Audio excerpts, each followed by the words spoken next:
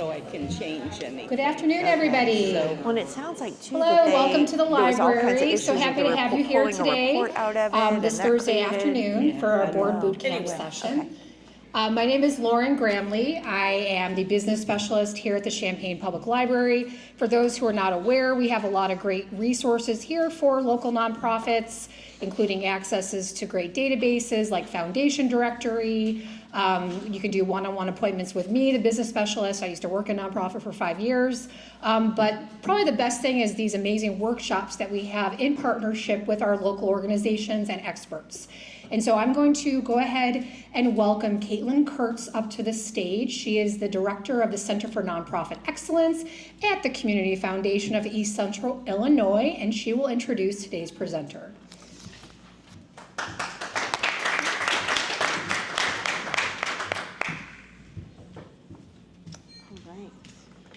Thank you, Lauren. We always love being here at the Champaign Public Library. Welcome, everyone. As Lauren said, I'm Caitlin Kurtz. I'm really happy to welcome you today to our board boot camp session. I have the pleasure of introducing our guest speaker, who is Sharla Jolly. So Sharla enjoys working with nonprofits to develop solid fundraising plans that can help them meet their long-term goals.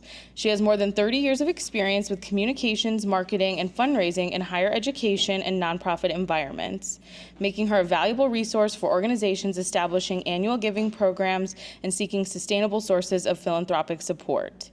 Sharla currently serves as the Senior Development Manager for the American Cancer Society, which she oversees Coaches vs. Cancer of Illinois, among other responsibilities. She's also a fundraising coach for Fox Philanthropic Advisors. So please join me in welcoming Sharla Jolly.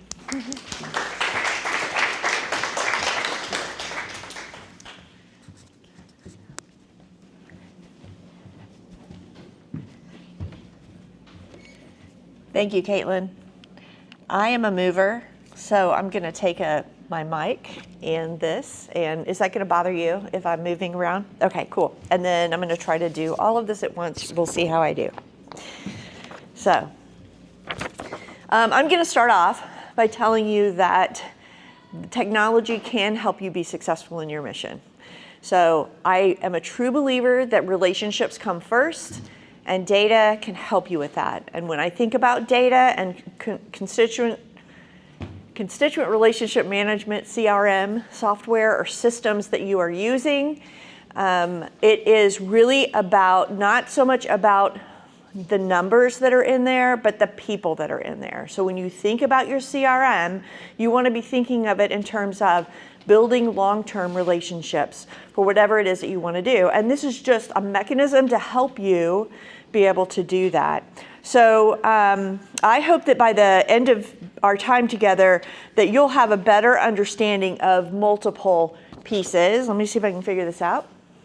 You'll understand what CRM software is, constituent relationship management software or systems or whatever you want to say. It's a holding place so that you can gather enough information about the people that you're working with that you can make some long-term strategies. That you'll be able to evaluate your current system. You'll be able to explore features and benefits of CRM. So there's a lot of different ones on the market. You're going to find that a little bit later in my presentation. And then you'll learn some best practices for board support, for your leadership support. If you are a leader in your organization, this is something that's worth investing in because it is a tool that will help you move further with fundraising for your organization. So who am I? I'm Sharla Jolly. Caitlin introduced who I am, but I actually asked Caitlin if I could present this because I've had so many people come to me either through my role as a consultant with Fox Philanthropic or just as friends saying, hey, what do I need to look for in a constituent relationship management system? And I have had experience on the high end with Razor's Edge, both at the university where they had more of a custom Blackbaud product. Not really Razor's Edge, but Blackbaud. So Blackbaud is kind of like the top of the top, I would say, when you're looking at that. I've worked with a custom system, and then I've worked with Razor's Edge, both online and server-based. I've worked with kind of mid-range is what I would call it, Donor Perfect, One Cause, Give Smart, and then you have sort of the low end with, say, a Give Butter. Do any of those sound familiar to you? Okay, so there's a whole range of them, and you just have to decide what works best for you. I just want to say there's not one perfect solution, and part of the perfect solution doesn't really have to do with the software. It has to do with the processes that you put in place to make sure that everyone in your organization is using it and using it consistently. So let's get on with this. So what is a CRM? I mentioned what it is. It really is your organization's digital memory. It supports strategic fundraising, personalized communication, accurate reporting, long-term relationship building, and then task automation. I love reading these websites from all of the CRMs that say, we're going to make your job easier. And I think, oh, right. You're going to make my job lots easier. No, it doesn't make it easier, but it does allow you to do some things that create a more personal relationship with someone, allows you to talk to them in a way that they want to hear from you. Lots of things can go into that, but task automation is not making your job easier. So is your current system working for you? Okay, before I go further, I just want to say, I'm going to give us time to share your stories too. So I'm kind of going through these rather quickly, but if you need me to slow down or you have questions, please just interrupt me. That's completely fine.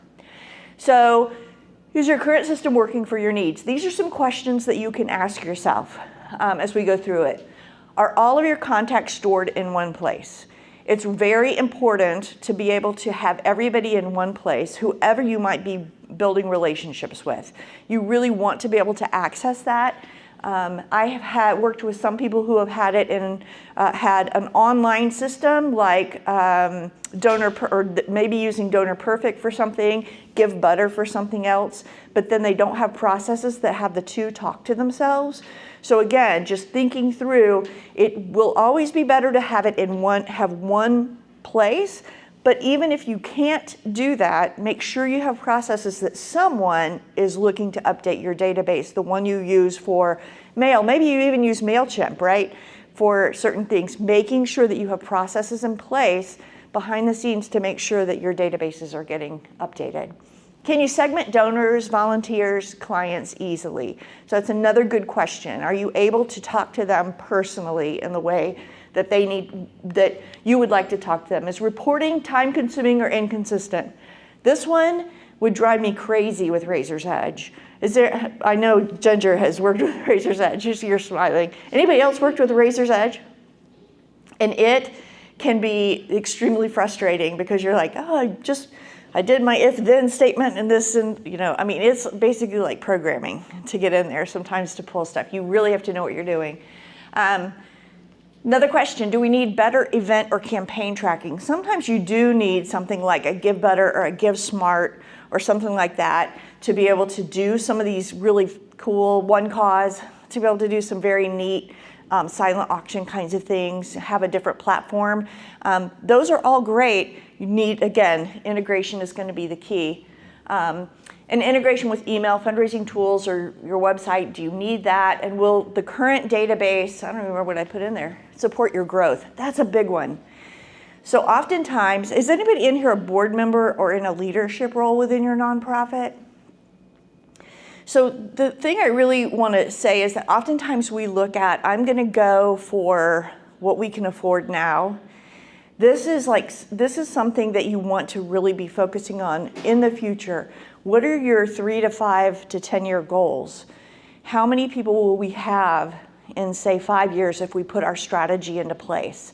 Because that is where you need to stretch to. If you're only looking at what you have now, you're going to outgrow it immediately, and then you're going to be in a world of hurt. So I would say this is definitely worth the investment to look at what do we need for the next 5 years, say, and make the investment now to be able to do that.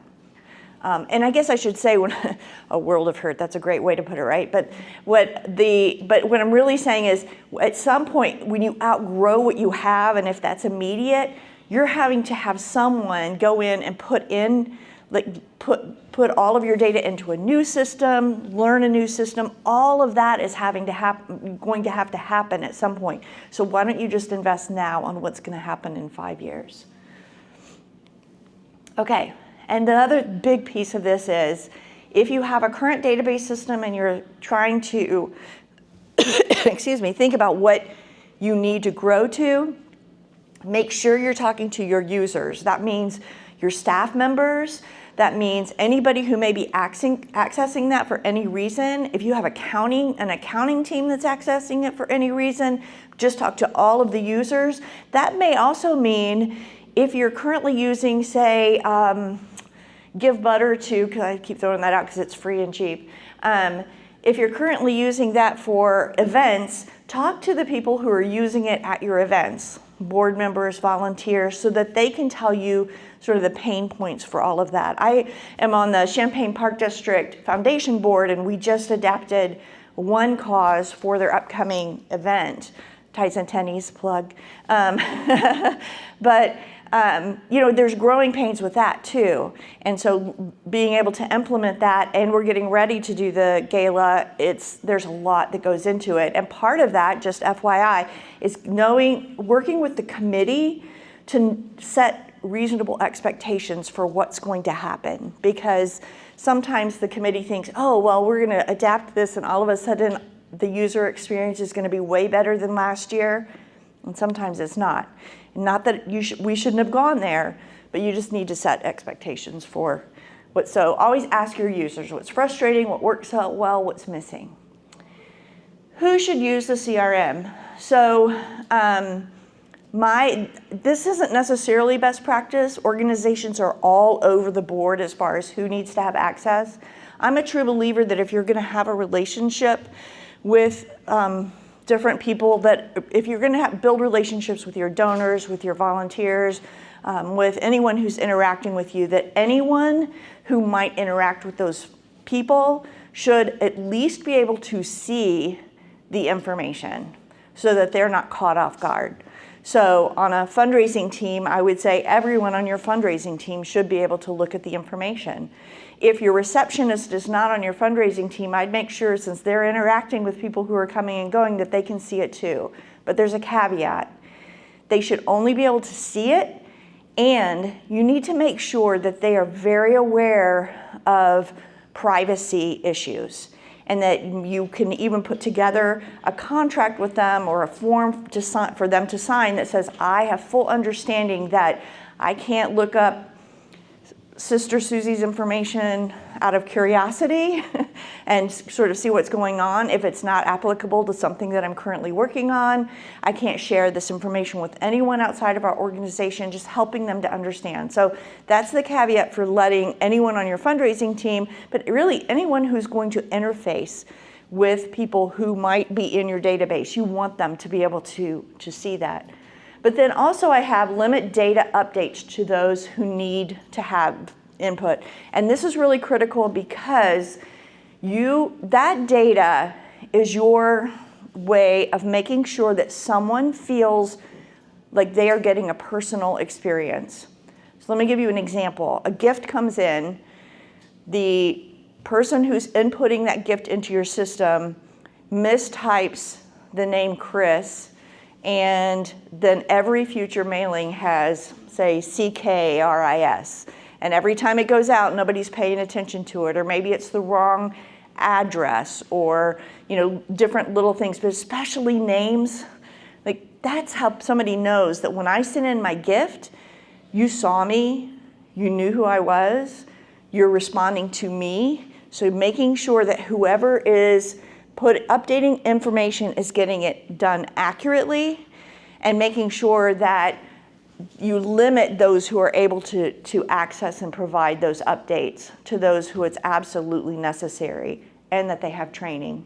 So make sure that everyone who is accessing understands that you really don't want someone going in and hitting delete because they thought they were doing one thing and they did something else. So make sure that the people who do have access then also have the training.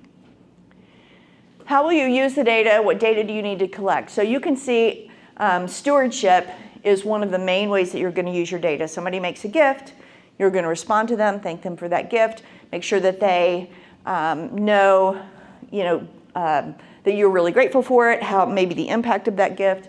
And these are the fields that you're going to want to make sure that you can get as many of them as you can. Name, address, email, if you can get an email, a phone number, because anymore, I don't know about you, but texting is sometimes the only way I can get in touch with some people anymore. So the gift amount, gift fund, gift date. And here's a critical one. If you're like working out of an Excel spreadsheet, make sure that you're tracking what triggered their response. Was it the end of the year email that went out? What was it? An event invitation? So really tracking like that level of personalization. If you can, do birthdays, previous communication.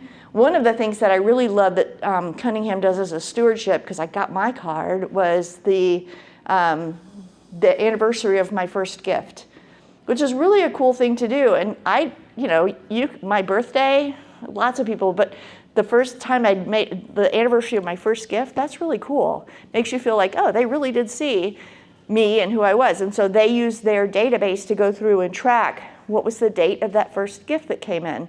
And then they send out a card. So other ways that you're going to use the data: email and mail communication, reports, maybe reports and audit. Maybe if you are audited, your reports. So you want to make sure that not only when you're looking for a CRM, you're not just looking at, does it store the information, but can I pull that information out in a way that makes sense? I currently use Salesforce for the American Cancer Society, and the reporting is really difficult. It's very hard to pull people back out or even find them without going through a lot of different hoops. They actually then have now integrated a Microsoft product with Salesforce to make it a little bit easier for us to access some of that information. So just, those are all the little things that you want to be thinking about. It's also going to help you with campaigns. You're going to collect data with to be able to look at long-term goals. So you might have, that you're getting ready to do a planned giving campaign.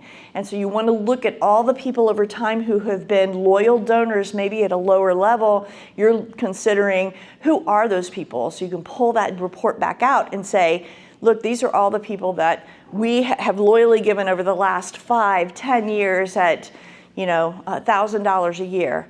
And we're going to reach out to them and say, we know that you may not be able to make a significant gift in 1 year, but would you consider putting us in your will, right? So you can create that and create a better strategy. And then, of course, events. You're going to want to invite everyone to your events. Events, in my opinion, I guess, are more acquisition. So, but you want those people to be anyone in your database or who you're interacting with to be invited to those events, to feel like they're seen and known as part of your community. And then if there are other people who are part of it, you can include them. So this is who should be entered: individuals and organizations. So anyone who makes a cash or in-kind gift. So that can also mean households. So I'm saying individual, but households, maybe a husband, wife, however that works out. Anyone who makes a cash or in-kind gift. Board members should be part of it. So there are nonprofits who do not currently have a requirement for board members to make a gift. That's, there's a lot of different levels where people are in their service. And so you may not have your board members in your CRM. Make sure they get in there, because even if they haven't made a gift, they're people that you want to be communicating with regularly. Volunteers, same thing. Maybe you have volunteers who show up for multiple things. You want to be able to track their interactions with you so that you can see how engaged are they with us. Do they come back every year to help with this one particular event? Do they come back? Are they that involved? Because that adds to the conversation that you will have with someone else or with them, to say, I see that you're really engaged. Tell me a little bit more about that, and create a strategy to be able to perhaps move them to a gift. Sometimes the volunteers can be those who you look to for even a more significant gift. They're very involved in different ways, but maybe they're not making an annual gift right now, but you could go to them and say, I have this specific need. Is this something you might be interested in? Because you know that they're very passionate about what you do. Always event attendees. That means even if you have, with Coaches versus Cancer, and many of you probably have this too, we have a sponsor who sits 8 people at a table. I want to know who those 8 people are. I want them to go into my database so that I can reach back out to them and thank them for being there. So even though I may be in contact with the sponsor, I want to know all of my event attendees. And we track that through a program called GiveSmart, which requires people to go in and add all of their information in there before they show up to the event. Prospects. This one's a little tricky because it depends on, prospects are anyone who you have maybe a side spreadsheet, I always do, of people that I'm like, oh, maybe for the American Cancer Society, we're doing breast cancer. Maybe I could reach out to Confidentially Yours and talk about a partnership with them. But they're not anybody that I've ever really worked with before. Do I want them to take up space in my database? This is the rule of thumb for me. I always say, after I've had either a significant phone conversation or an in-person meeting, I will add them to. So when it feels like it's a little bit more than just I made a phone call, I mailed them something, whatever it might be, when it's a little bit more significant, I'll add them to it. Even if they haven't interacted with us in a different way, I want to be able to say, yes, this is someone that I want to keep on my radar. I want it to keep coming up, and I want to talk to them. Here are some common CRM features. Automation, so you can schedule communications and thank yous. I'm going to actually say the top and the bottom. Automation and segmentation, I consider those like the cherry on top. If you can get automation and you can get segmentation within your database, if you can afford to do that as a nonprofit, go for it. It is excellent in your ability to look at people specifically. The others are just what you should have. So contact management, tracking your donors and your volunteer details, that's the basics. So you want to be able to do that. You want to be able to do donation tracking, so you can monitor the gifts, the pledges, the campaign gifts, whatever it is as they come through. In-kind gifts. If you tend to be a nonprofit that receives a lot of in-kind gifts from people, so they donate shoes or whatever it might be, you want to make sure that you're tracking that, because we know from volunteer to in-kind to donor, people build on their relationships with you. Email integration, sending updates and appeals directly. This is one of the things that, even though Razor's Edge can have a lot of, it's very powerful tool. I had always loved the email integration with it, because it allows you to see who's opening the emails, how are we interacting with people, what are they responding to, without a whole lot of extra headaches. So it's one of the reasons that I really enjoyed Razor's Edge. There are some other reasons that I didn't, but we'll talk about that a little bit more. Event management, again, just RSVP, tracking, ticketing, attendance. If you can do this, there are plugins to some things like Razor's Edge, and then there are whole separate software packages that you can get that do this too. And then reporting and analytics. So understanding your trends, and I think that's really so critical. No matter what you're doing, if you're doing it at the lowest, I'm saying the lowest level, but if you're doing it as an annual giving, you're looking for people just to start making a single gift to you each year. As you look at long term, you're going to need those analytics to figure out where you're going and how to get there. So it's just critical. If anything else, if you leave here with anything else, just start putting stuff in an Excel spreadsheet if you're not doing anything else at this point. and use some of the fields that I mentioned earlier with stewardship, but just start using some of those fields to track your interactions with those people. So like I said earlier, I started this because I was working with a couple of organizations in town and that were struggling with their databases. And I was like, oh, I'm really curious. So I went to my friend AI, and I was like, okay, tell me about the top 8 or 9, and got those, and I started kind of looking into them, and I was like, well, let me do some more searches and find out. Do you know that there were like 50 plus software platforms or CRMs for nonprofits? It's just crazy to me. And so most of those I'd never heard of before. Some of them I've started looking into a little bit more. And out of that whole list, and some of them on this list too are like WordPress. I mean, WordPress isn't actually a CRM, but it impacts the CRM. So some of them were a little GoDaddy. But I'd like to go to this and just kind of, these are some of the top, what I'm finding to be most used, I guess, CRMs. I am not an expert. I'm not here to sell you on anything. I just have some experience with it and wanted to just bring this to my nonprofit friends because we all struggle with this, and have a conversation about it. So I started working on, let me see if I can, so let me start with, and I gotta grab my other sheet here. I have sort of my Bible of things. Okay. Bloomerang. So Bloomerang can be used, so let's go here. Bloomerang lands in what they call the mid-range. So I can't even tell you I just know that like Razor's Edge is pretty expensive, and it gets more expensive with the more people that you have in your database. So I kind of went through this and said, okay, high, mid, low, based on what I could find in the information. Bloomerang has a lot of automation, really strong workflows to be able to use, so if that's something that's interesting to you.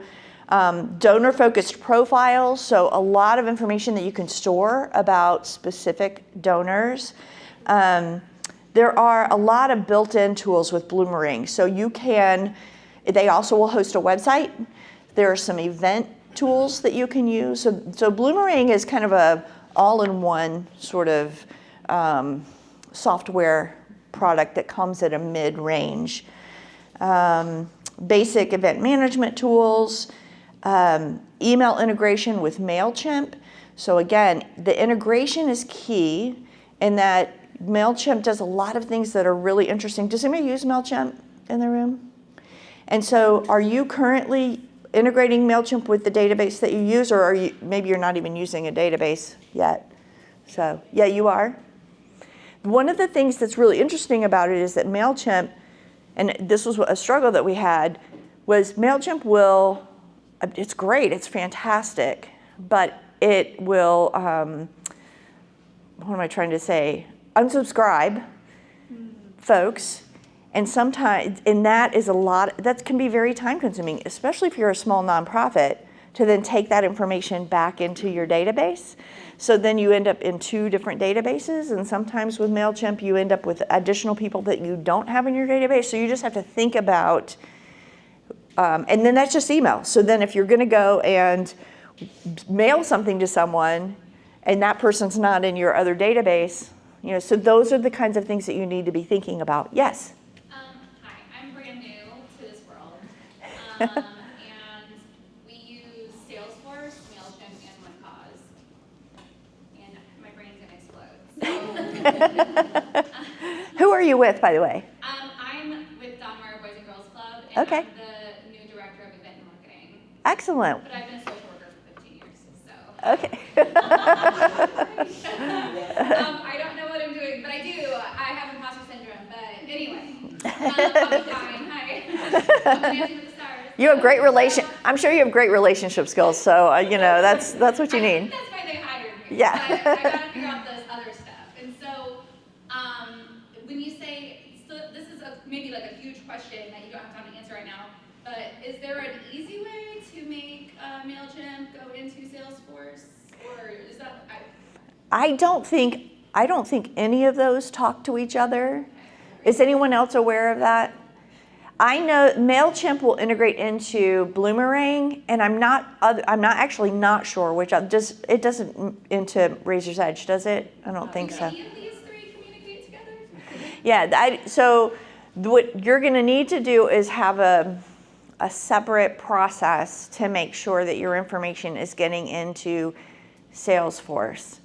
And then you might need training on Salesforce, because I know this stuff and I still struggle with Salesforce. Yeah, I will. A colleague in Quincy whose fundraising department uses Salesforce, so I will get you connected to them. I would love to also offer, Salesforce does have an account engagement tool that does a lot of what MailChimp does, I believe, making emails in Salesforce and sending them through that way. I'm sure it's an added cost. I used it when I was at the university. But then Salesforce also has a really large free training called Trailhead. So you just make an account with them, and they have so many amazing trainings. Because I've heard there's a lot of training, but I just haven't seen them. Trailhead is what you want to look up, and you can make an account, and there's so much good stuff in there. Great, thank you. Yeah. It's the training usually, like Razor's Edge has a ton of training. It's getting the time and then being able to find exactly what you're trying to find out, right? I mean, but yes, I agree. I probably need to do more Salesforce training. I'm sort of resisting it right now. It's fun. You win badges and stuff, so many freaks. That's awesome. But we will help you out with Salesforce and One Cause I and. have to leave a little early, unfortunately, but I'm going to give her my cell phone. Okay, I mean, I've used one cause, we can start there. Yeah. And Ginger Mills is the person who said she would get in contact. She's at Cunningham Children's Home. And I know Amy's in Rotary with me, so we'll figure it out. Thank you. Yeah. Okay, so let's move on. So I'm not sure how much I need to go into this, because I think we have a more robust conversation probably when I just open it up. But so Bonterra, again, has automation. Bonterra does not have direct website hosting. So that is sort of one of those downsides. They also have integration into, like you can take, just like Razor's Edge. Razor's Edge will not do website hosting for you. You have to have a separate domain, but you can integrate your forms that are built through Razor's Edge or Bonterra into them. Now, the neat thing about Bonterra is, have any of you heard of Network for Good? That was one of the kind of early on, software platforms. They've absorbed Network for Good, and they do a lot of Network for Good, and what was the other one? Every Action. So they have taken what was very good in sort of a low cost area. Now it's a little bit more expensive at their mid to high range for Bonterra, but a lot of that mid-range is like you get the basics of what they have, and then as you build on top. So they're probably one to look at if you're interested in that. They have some advanced fundraising tools like email. They have SMS, so that basically you can stay in contact with people and push information out in different ways. They do have event and volunteer management tools, a little bit more robust than what you're probably going to get with something like a Bloomerang, and some custom reports, which I'm always looking for because I don't like to do that kind of stuff. So anyway, these are some that you might want to look into. I'm not going to go through this whole thing. Let me tell you about a couple more that I really do know. GiveButter, I've brought up a few times. GiveButter is really a low cost.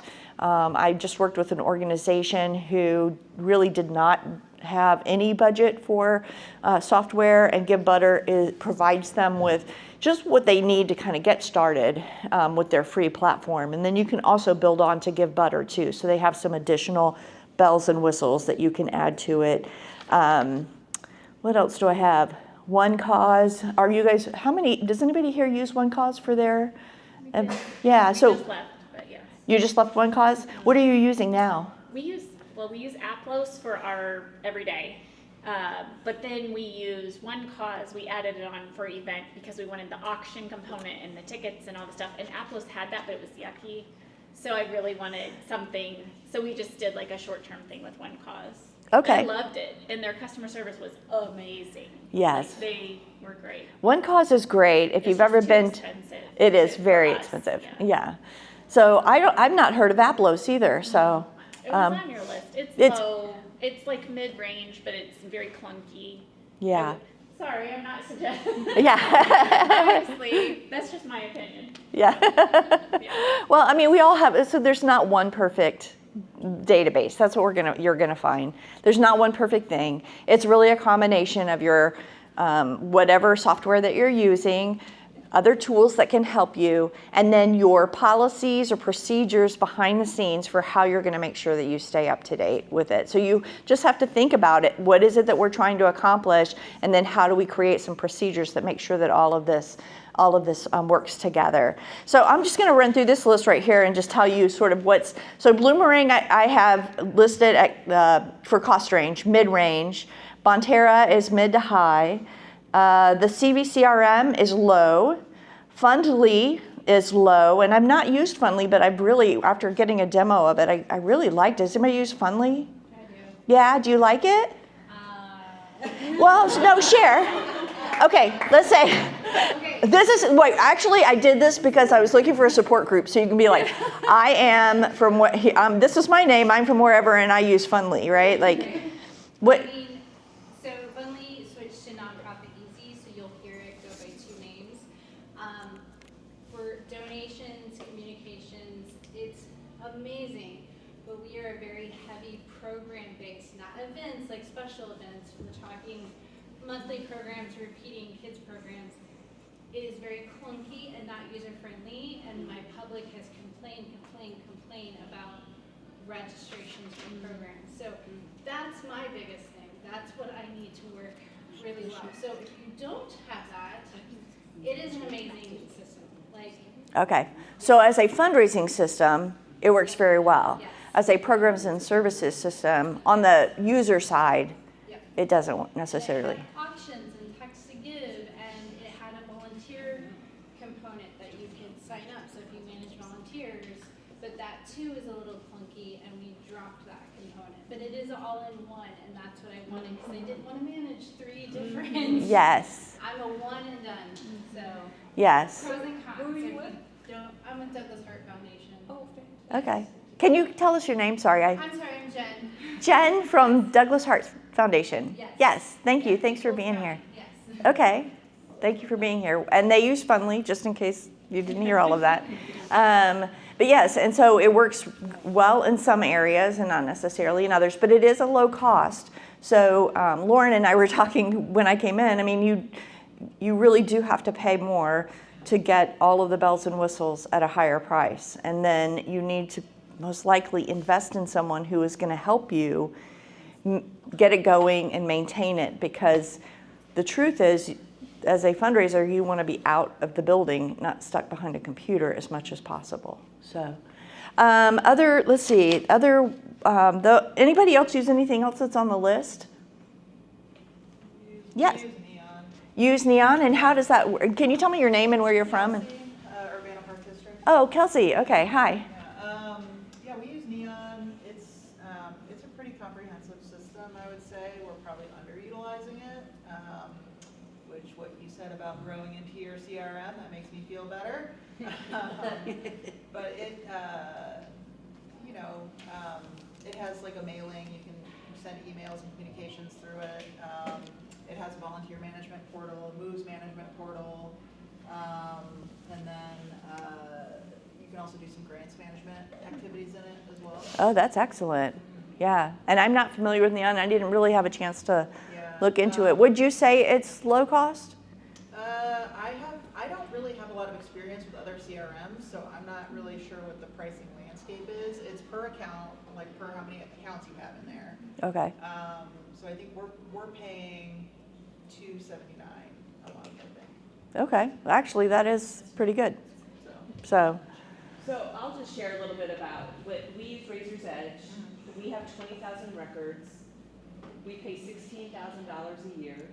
We raise about $2 million a year, so I think it's totally worth it. especially when Sharla's talking about the data. We had a lot of new donors in 2020 and 2021 who have dropped off. And I'm like, I need to get those back.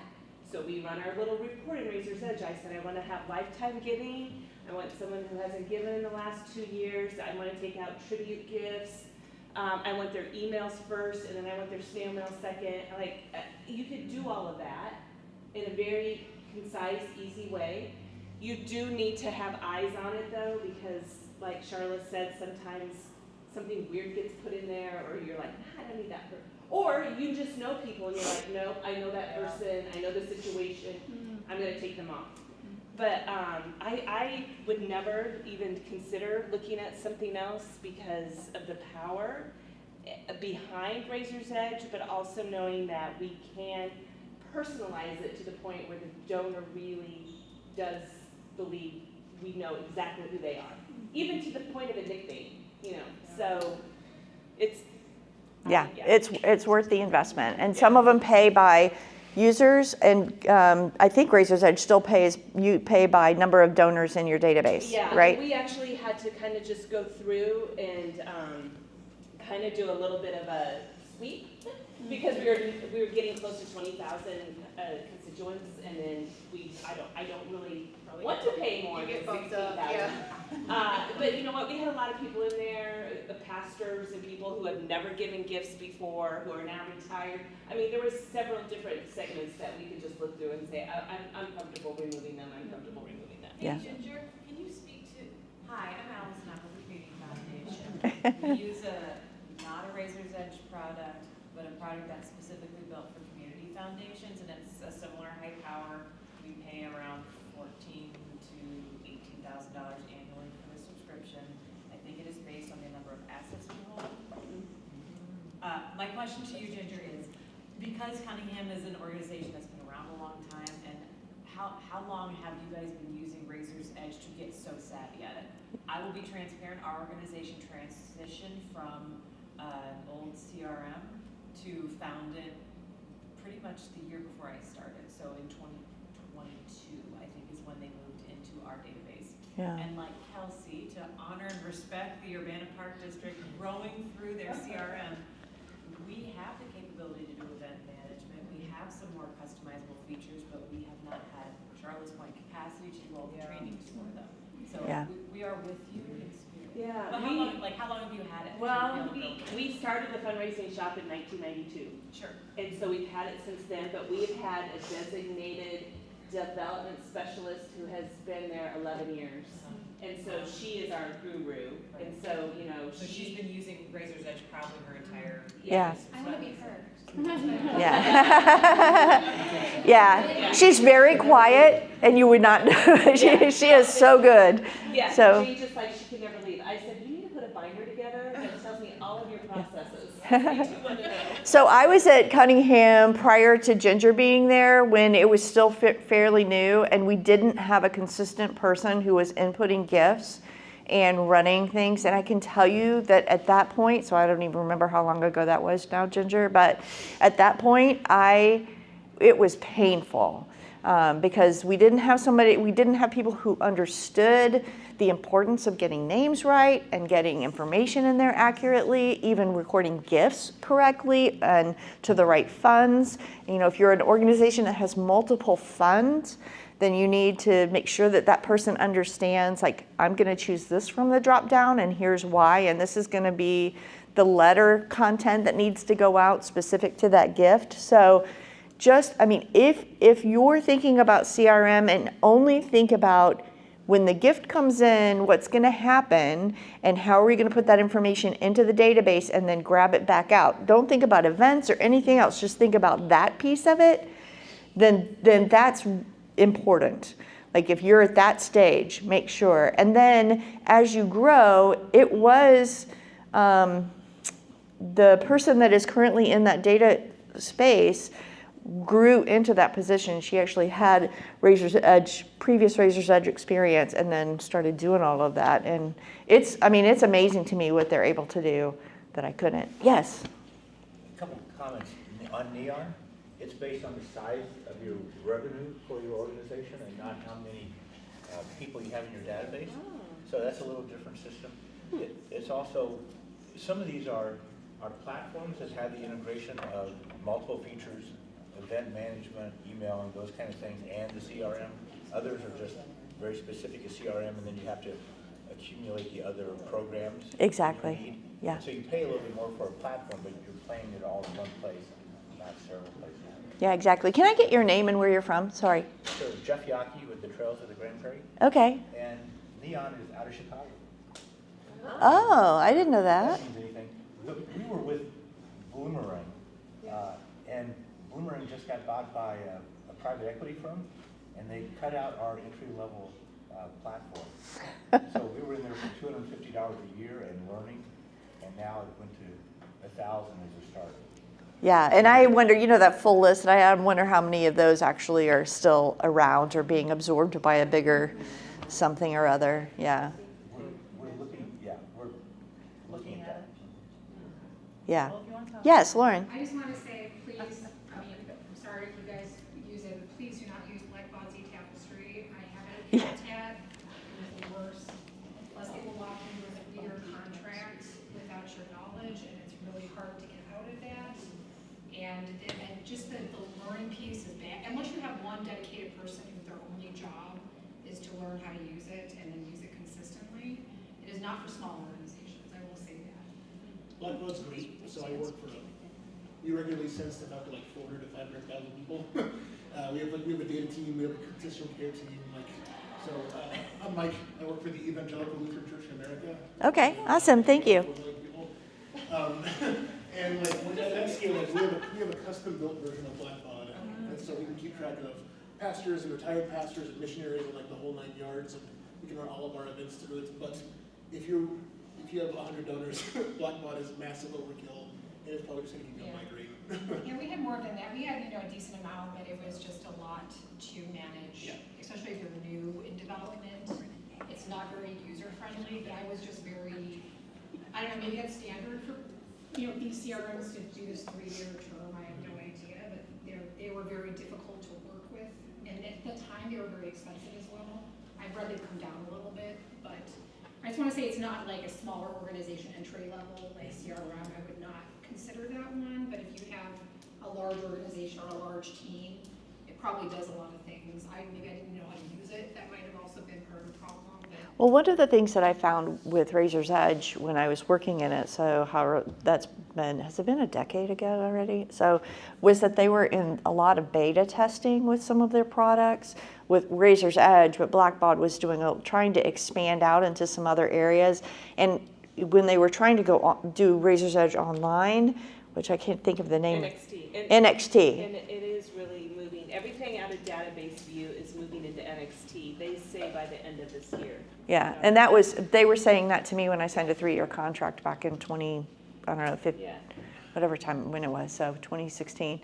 So, but it takes a while. But I do think, I agree, Blackbaud is robust. They're the top of the top when it comes to understanding what we need with nonprofit. It's just whether or not you can afford it based on what is in there. And then, but again, I always say try to stretch to what you think where you'll be in 5 years. But with eTapestry, I wonder if that was sort of their, moving in. Who knows? It's a nightmare of just having to build queries in order to get reports, and it was just horrible. I just remember just like, why can't I pull a report? Yeah. It's a full-time data team with 2 people on it, and they're fantastic. But it is everything we do. If there's a single error, it's a nightmare. That is 4 teams having to work together to fix it. So again, what we can do is incredible, but getting it to function properly is takes a data team. Yeah. Anybody else? Let's just say this is your turn. What questions do you have? What are you currently working with? Where do you want to go to? What would you say? We have probably about 10 minutes left, and I just have a few slides to follow up. Yep. I'm just going to throw out that we use something completely different you've probably never heard of. I work with Urbana Theological Seminary, so it's a small, non-denominational seminary here in town. And we use MailChimp, but we do most of our work in Populi, which is really designed for small schools. Because, and we get charged based on the number of students we have in a given semester. But it also processes our donations. We can put forms on our website from it. They have just recently integrated a credit card processing product into it that we're going to pay less for. We were using Stripe. We're going to pay less for this now. It's just really good. But we do everything. We build our courses in there. People register through it. We bill our students through it. We do our financial aid through it. We do everything through it. And so, and you can email with it too. But we don't have it integrated with MailChimp. Okay. So, but it's pretty fantastic tool. Okay. And it's called what? Populi. Populi. Okay. Yeah. So I mean, if you're in education, Populi. It's designed for small schools. I Yeah. think. Okay. And then, so when you, so on the student side, I get that. On the gift side, if a gift comes in, you just log it as, how do you do payment versus gift? You know what I mean? Payment for classes? It separates them. Okay. And when you look somebody up to see something, it tells you whether they paid for tuition or given a gift. Okay. It's automatically pulls information in from Stripe right now, and that will continue when we go to their new product. And if people mail us good old checks, Yeah. then I just go in and I'm the bookkeeper. I go in and put in the information into the system. But it has great reporting too. Oh, wow. So we have a very satisfied customer. Yeah. Yay. Thank you. Yeah. That's great. I love it. Adelaide. So my name's Adelaide Amy. I'm the treasurer of Uniting Pride, and what I'm looking for is one of these that will also report directly into QuickBooks. Instead of Laugh out loud. because it's so silly to put all that information and the accountant has to put it in again. So Does anybody have anything that integrates with QuickBooks? Yeah, we have had trouble with it though.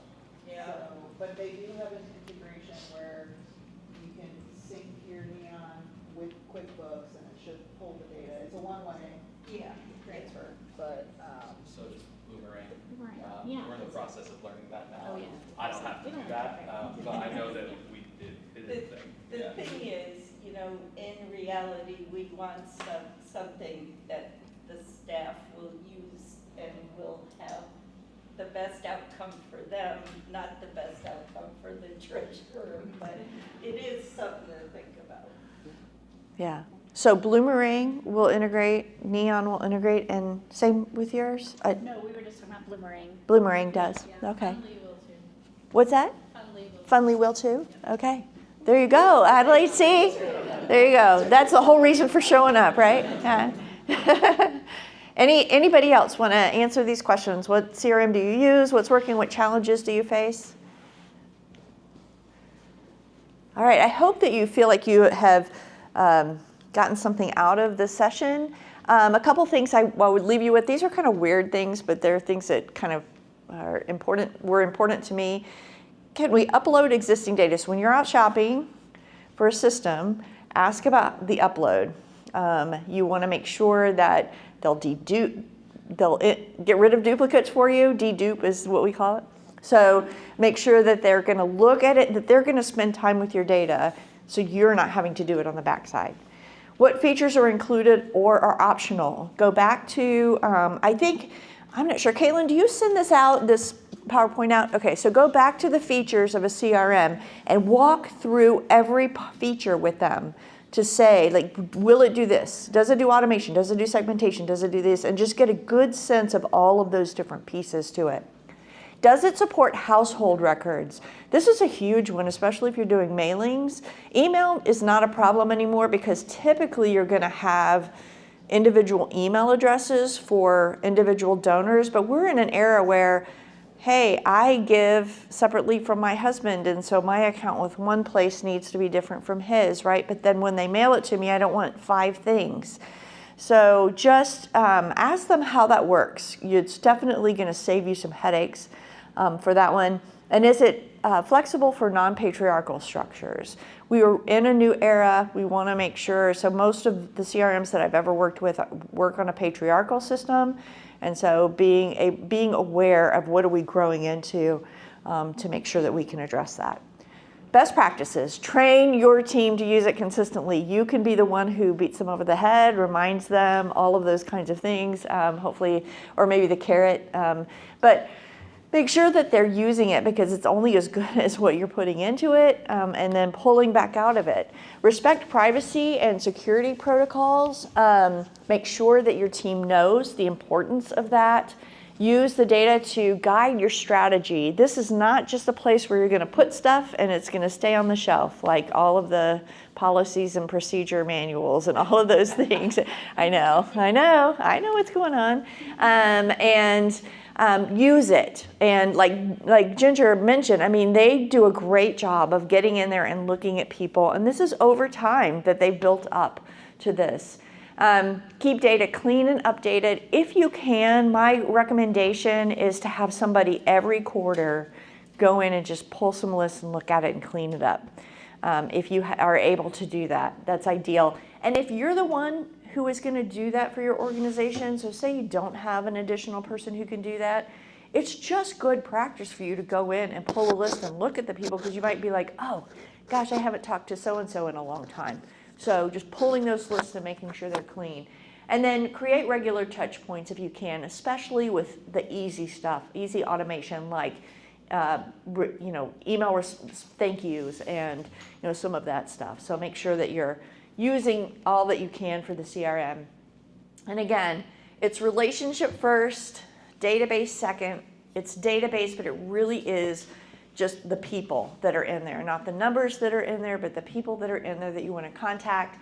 It's as powerful as your relationship philosophy within your culture. So if you are going forward saying we're donor-centric in what we do, make sure that you're continuing to use the database in that way. Consistent use only deepens the way that people will get to know you and your engagement with them. And so the more that you use it, the more that people will trust you because they feel seen by your organization.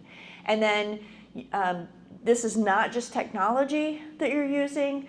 It is a way to engage people, a way to make sure that you're building your pipelines. So that is the presentation. I appreciate you being here and geeking out with me. Are there any other questions? I just feel like this is a support group. Thank you. You're like, I'm Jane, I'm an alcoholic. Yeah. And I use Excel, so that shows you how far I need to go with what we're doing. So, yay. I got it. Yeah. You are all wonderful support, so I appreciate that as well. Yeah, that really was it. I mean, there's so many pain points to it, and I think we learn from each other. And so I appreciate the Community Foundation pulling us all together regularly to be able to do these kinds of things and talk. They care about our community and what we do, what the nonprofit community does, and they're always looking for ways to help us get better. And so that's great. Anything else? All right. Thank you so much for your time. And if you have any other questions, feel free to take down my phone number or text or email me.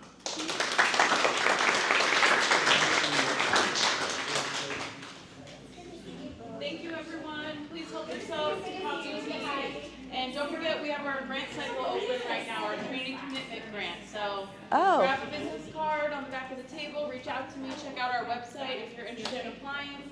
It's open until the end of this month. So thank you all for attending. Enjoy the rest of your night. In case you missed it, Caitlin said there's money available. So I knew that would make everybody perk up. So make sure you get a card on the back table because there are grants that are available. I felt like everybody was going to be talking over you. I'm like, no, don't miss money. Like, maybe I can just yell out. Do you think it was? That was wonderful. Okay, yeah. good. No, and